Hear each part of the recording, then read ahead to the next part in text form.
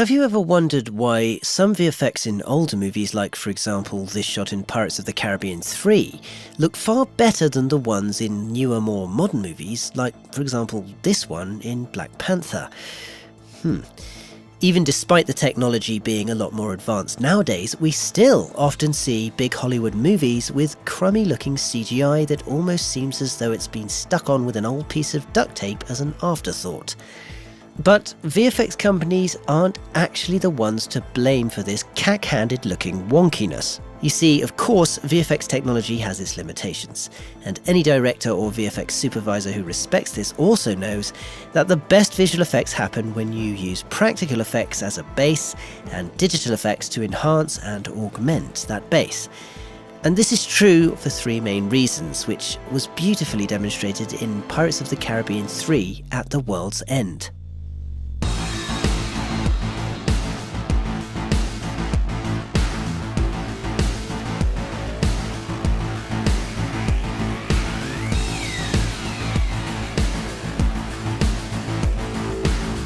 Number 1. Grounding.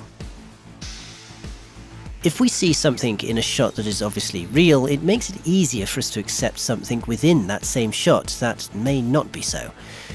For example, before the Endeavour gets destroyed, this shot makes us believe that it's being sandwiched between the Black Pearl and the Flying Dutchman. But in reality, the only ship that was real here was the Black Pearl. The Endeavour was actually a 16-foot miniature that was shot in front of a blue screen soundstage, and the pyro elements were shot on a larger miniature on a separate plate.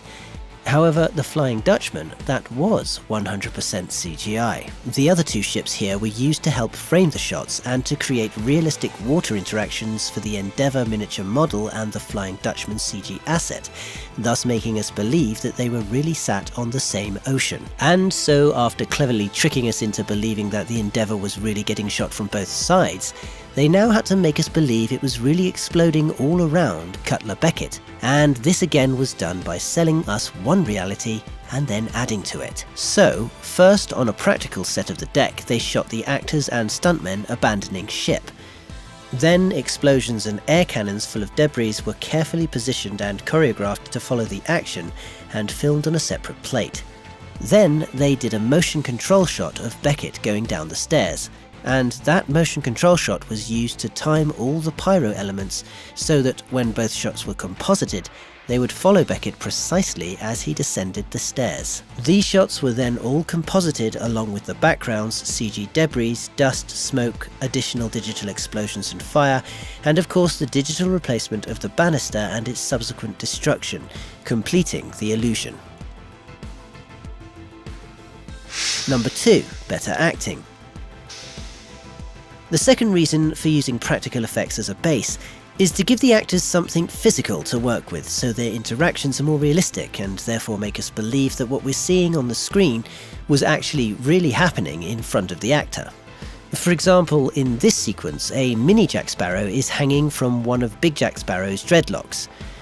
Now, in order to give Johnny Depp something to interact with, they actually built a huge set of dreadlocks for him to hang from, and even raised one dreadlock in the air in order to give it some movement. Another example is the crab scene that was filmed out on the Bonneville Salt Flats in Utah. Obviously, for this scene, they couldn't just haul the Black Pearl all the way out there, but Johnny still had to be able to interact with something physical, so they gave him a rope to interact with. Fun fact, it was actually tied to one of these things, a cherry picker.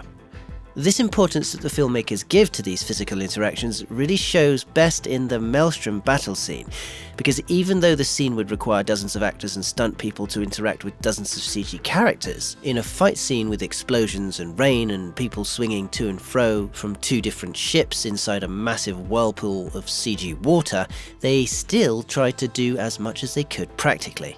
And so they built two full-size ships, which took 600 people 3 months to build and required nearly 500 tons of steel. That's about the weight of 2 Statues of Liberty. And in order to get the ships to rise and tilt, they put them on the biggest hydraulic gimbals ever used in filmmaking. These gimbals required 600 meters of hydraulic hoses, pumping nearly 4,000 liters of fluid. Then, to be able to light the scene properly, they built the biggest concentration of lights ever used in the industry. In total, 1,400 space lights were needed to cover 45,000 square meters of space, and 9 10,000 amp generators were needed to power it all, along with miles and miles of cable. But even after having a location for the scene to take place and a way of lighting it, they still needed to create the ambience, and so they added huge amounts of rain, ocean spray, smoke, explosions, wind, and flying debris. Interestingly, what this really achieved was a harsh reality that pirates in this situation would have actually felt. The actors were wet and cold, so they were really feeling miserable. Their costumes were heavy and sticking to them, making their movements slower and harder. They were really getting splashed by spray and trying to avoid being hit by flying debris. And now, instead of just acting, they were also reacting. They weren't just pretending to be on a moving ship, but instead were trying very hard not to slip and fall, and they weren't just imagining that they were pirates in a storm, but instead fighting to survive it.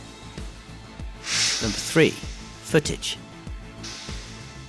The last reason for using practical effects as a base is just simply that the more you can do practically in camera, the more reference material you're going to have, and the less you end up having to do digitally. And this becomes perhaps most apparent in the fight scene between Jack Sparrow and Davy Jones.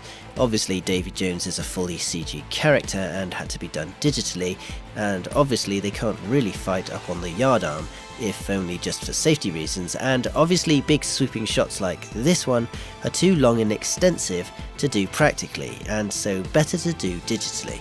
But animating a fully digital Johnny Depp would have been complicated, time-consuming, and less convincing, and it would have also meant that there would have been nothing real left in the scene to convince us that what we were watching was real. So Johnny learnt the fight choreography on a yardarm on set. Then they filmed him and a stuntman in a mocap suit fighting in the rain. Then they captured all the close-up shots and camera moves.